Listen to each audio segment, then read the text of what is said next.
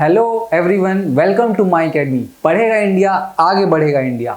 मैं सौरभ शुक्ला आप लोगों के लिए फिर से एक नया करंट अफेयर्स लेके आया हूँ डायरेक्ट पीआईबी की वेबसाइट से। जी हाँ, प्रेस इंफॉर्मेशन ब्यूरो, जो कि बहुत इंपॉर्टेंट न्यूज़ गवर्नमेंट से रिलेटेड रिलीज़ करता रहता है, जो एग्जामिनेशन के लिए बहुत इंपॉर्टेंट होती है। तो आज की जो एक्सरसाइज है, जो न्यूज़ है, that is related to bilateral exercise between Japan and India 2023 which is JIMEX 2023।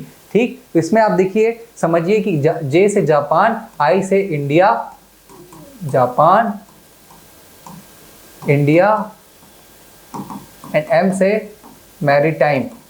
तो ये नाम ही बहुत सारा क्लू देता है। ठीक, जेमैक्स 2023 लिखा रहेगा तो ये नहीं पूछेगा किन दोनों के बीच है, क्योंकि जापान इंडिया तो है, लेकिन कौन सी एक्सरसाइज है ये याद रखना है। बहुत सारी बायलैटरल एक्सरसाइज होती रहती है और जैसे इंडिया का इंपॉर्टेंस बढ़ रहा है उसके बाद से तो एक्सरसाइज और ज़्यादा होने लग गई हैं। ठीक, तो याद करना बड़ा मुश्किल हो जाता है, लेकिन हम अगर कुछ निमोनिक्स, कुछ क्लूज बना लें तो फिर आसान हो जाएगा। तो जेमैक्स में मैंने आपको बता दिया, ये मैरीटाइम एक्सरसाइज है। ठीक, तो इसमें मैरीटाइम का मतलब कौन सा है कि कौन पार्टिसिपेट कर रहा होगा? नेवीज पार्टिसिपेट कर रही होगी, जापान और इंडिया की। ठीक, तो नेवीज में आप देखिए कि इंडिया से कौन कौन से शिप पार्टिसिपेट किए। इंडिया से इंडियन नेवल शिप आईएनएस, जिसको बोलते हैं INS Delhi, INS Kamorta and शक्ति, ये तीन पार्टिसिपेट किए। तो ये तीन आपको याद रखना पड़ेगा। और सबसे दूसरी इंपॉर्टेंट बात हो गई 7th edition. This is 7th edition. India और जापान ये 7वीं बार ज्वाइंट एक्सरसाइज कर रहे हैं।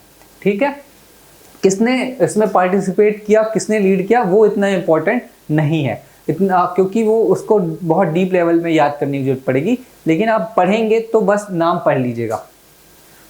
ठीक है, और आगे देखिए, इसमें 2 नेवीज ने पार्टिसिपेट किया, ऑब्वियसली मैरीटाइम थी, और इन्होंने cover all 3 domains of maritime warfare, surface, सब सरफेस एंड एयर। तो ये जो कीवर्ड हमको मिला है that is domain of maritime, domains of maritime. ये आपको यूज करना होगा कब? ये आंसर राइटिंग में। आंसर राइटिंग में कीवर्ड्स बहुत इंपॉर्टेंट होते हैं। तो जब आप डोमेन्स ऑफ मैरीटाइम लिखेंगे तो it will show that you have the understanding, आपको पता है कीवर्ड्स के बारे में। डोमेन्स ऑफ मैरीटाइम का मतलब ये होता है कि सी वाटर हो गया, ओशन हो गया, या कोई भी ओशन से सी से कनेक्टिविटी वाली चीज हो गई, उससे जो भी चीजें टच कर रही होगी, चाहे वो एयर हो, कोस्ट हो, शेल्फ हो, उसके अंदर लगून्स हो, है ना, वहाँ का एनवायरनमेंट हो, वो मैरीटाइम डोमेन कहलाता है। तो अभी हमने जो एक्सरसाइज में किया वो सरफेस, सब सरफेस और एयर, मतलब एयर ऊपर हो गया, सरफेस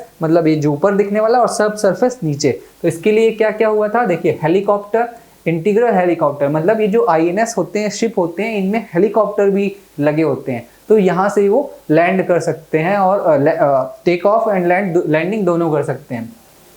और साथ ही साथ fighter aircraft, maritime petrol aircraft. Petrol aircraft का मतलब ये होता है कि हमारे कोस्टल एरिया के आसपास ये एयरक्राफ्ट पेट्रोलिंग करते रहते हैं, देखते रहते हैं। जैसे पुलिस पेट्रोलिंग करती है रात में कि कोई क्रिमिनल एक्टिविटीज तो नहीं हो रही, वैसे ये भी देखते रहते हैं कि कहीं बाहर से कुछ आ तो नहीं रहा है। ठीक, और साथ ही साथ सबमरीन ने भी पार्टिसिपेट किया। सबमरीन वो होती है जो पानी के अंदर जाती है, जिसको हिंदी में पनडुब्बी कहते हैं। अभी आपने टाइटैनिक सबमरीन वाली घटना सुनी होगी, है ना, वो कैसे नीचे गई थी, तो वैसे ही सबमरीन्स होती हैं। और फाइनली ये अब एंड हो गई है। JIMEX 23 ended on high note, revalidating common procedure and enhancing interoperability between IN and Indian navy and Japan का जो मैरीटाइम सिस्टम है। ठीक है, तो ये इंपॉर्टेंस वाली बात हो गई। क्या इंपॉर्टेंस है, क्या हो गया? Revalidating common procedure and enhancing interoperability, है ना, इंटरऑपरेबिलिटी इनहेंस कर पाना। और एक चीज मैं आपको ये भी बता देता हूँ कि जापान की तरफ से किसने पार्टिसिपेट किया, इंडिया की तरफ से तो हमने देख लिया।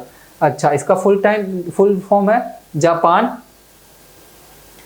Maritime self defence force.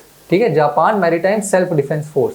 और इसका शिप जो था समिदारे, ये पार्टिसिपेट किया। इंडिया की तरफ से 3, जापान की तरफ से 1, है ना, इसने पार्टिसिपेट किया। तो ये बहुत छोटी सी इन्फॉर्मेशन लेकिन बहुत इंपॉर्टेंट इन्फॉर्मेशन आपके एग्जाम के लिए थी। जो भी कीवर्ड्स मैंने बताया, जो भी कुछ फैक्ट्स मैंने बताया, आप चाहे तो नोट भी कर सकते हैं अपने कॉपी में और एग्जाम के टाइम पे उसको रिवाइज करते रहेंगे। तो अगर क्वेश्चन पूछा जाता है तो ईजिली आप इसको आंसर कर सकेंगे।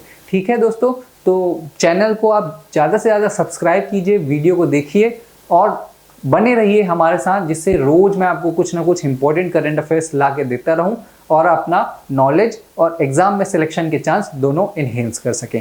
Thank you once again.